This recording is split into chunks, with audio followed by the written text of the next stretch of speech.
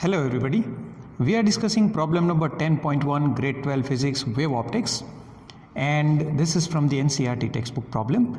So here we are given that we have a monochromatic light, which means a light having single wavelength, and the wavelength is given as 589 nanometer, which is equal to 589 into 10 raised to minus 9 meters.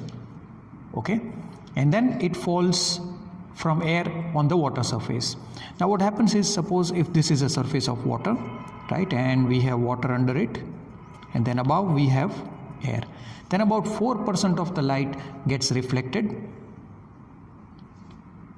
and about 96% of the light gets refracted.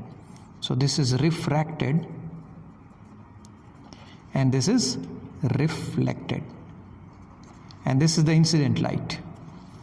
Now, whenever there is a change in the medium or whenever there is a reflection, the frequency of the light never changes. So if the frequency of the light here in the incident section was f, the same frequency remains over here and here.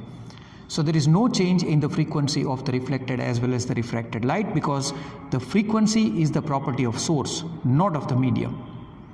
And then they are giving the refractive index of water as 1.33. Now let us find out the first answer, that is the reflected light's wavelength. So since this is the equation, C is equal to F into lambda, which is also known as the wave equation.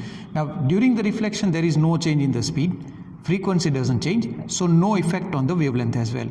So this remains 3 into 10 raised to 8 meter per second, the reflected light. So no change in this, no change in this. So the wavelength remains 589 nanometer itself. This is the answer to our A part. Now in case of the refracted light, they are asking what is the wavelength. So C is equal to F times lambda. Now this is in case of air. Now when this light ray comes from air into the water, the speed of light decreases by a factor of mu, that is the refractive index. So here also I should divide by mu because this doesn't change. So now the speed decreases by a factor of 1.33 because this is the refractive index of the water.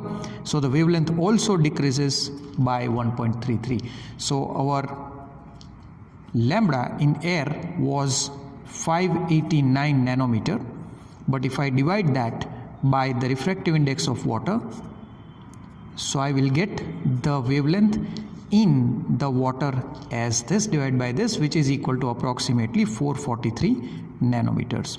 So since the speed decreases, no change in the frequency, so in order to maintain this relationship C is equal to F into lambda, the wavelength has to decrease. Okay, this is the answer to the B part.